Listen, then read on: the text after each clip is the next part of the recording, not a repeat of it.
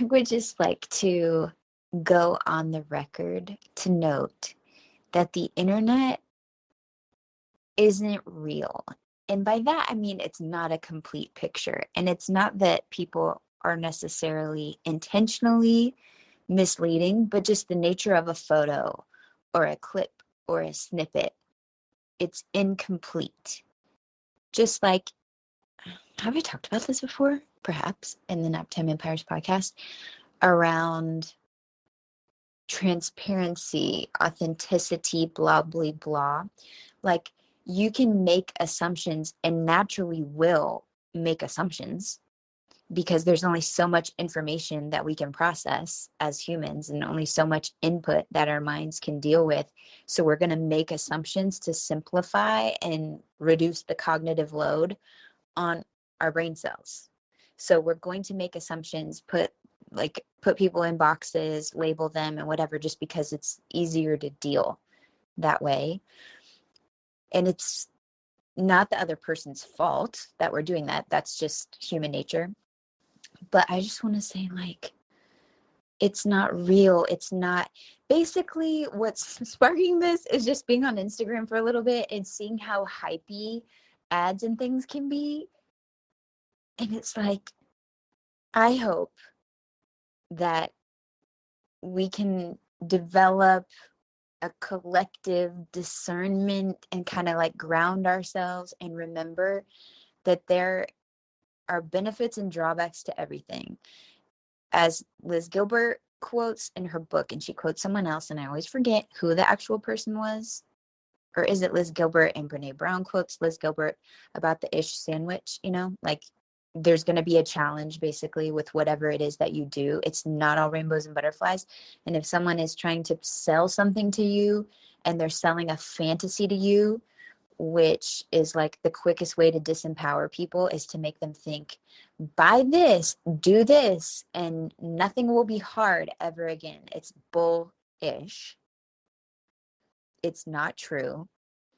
And it's going to really hurt when the fantasy comes cracking and crashing down, because you're like, there is effort, even in an online course. Like, I do actually need to pay attention and update my funnel or respond to customer support or have refunds or update the course, whatever it is. Like, yes, that is gonna happen. Nothing is this one-way ticket fantasy of all support and no challenge, because one, you wouldn't appreciate it because it would be boring. Like, it might be fun and thrilling for a little while, and then you'll be like, what's next? Because we are built to want and crave challenge.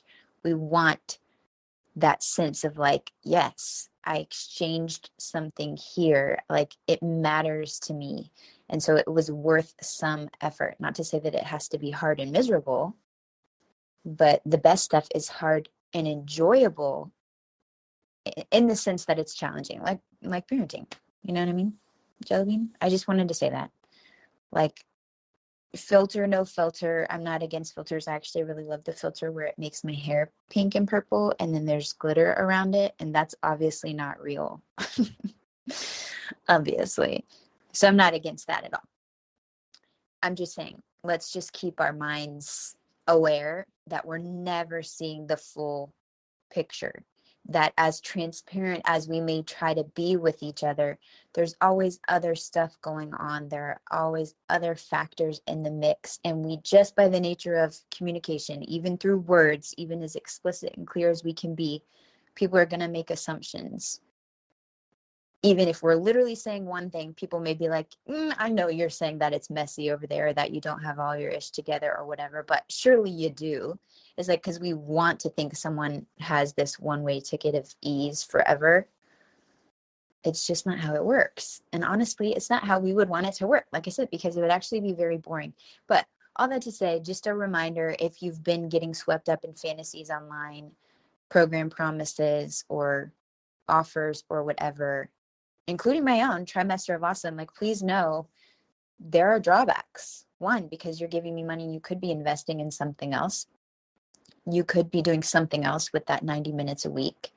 You could come into my world and try these exercises And maybe you would rather diversify your support portfolio and have a separate person to support you with your stuff around your family relationships, and then someone separate to do the business piece, and then someone separate to work on your own personal mindset, values driven perceptions and goal setting and all of that. Maybe you would prefer to have it in multiple people, because then if something happens to me and you become too reliant on me, then you're up a creek. Not really, because you would just diversify. Nothing's missing. And my goal also would never be for you to become dependent on me holding that space. Like, my goal is to help you actually develop your own, like really crank that volume in your mind to hear yourself think, and to be able to have the full battery power to be able to bubble wrap that time for yourself as often as you need it. But I can be training wheels in the meantime until you're at that place. And I would love to, but I don't ever want you to feel like you're dependent on working with me to get that. Okay, that's all I wanted to say. It's not a complete picture. You know that because you can see it in your own life. But just a reminder from outside your head to like remember that they're as glossy and polished and beautiful and sparkly as something may seem on the internet. There's always more to it.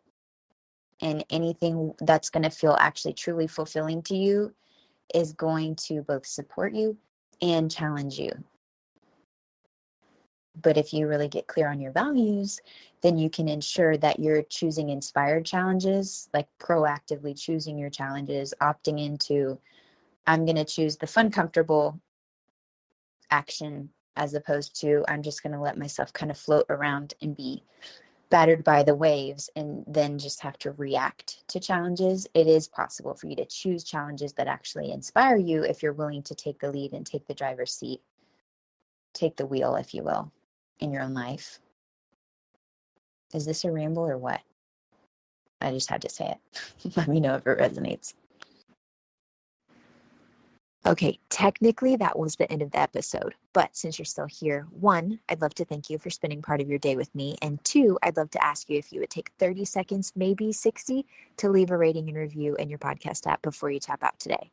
If you've already done that, it's amazing. Please send me a screenshot so I can thank you personally, and know that sharing this episode with a friend has the same magical powers, and I deeply appreciate both. Also, in case you're listening to the end to see if I ever actually introduce myself, hi!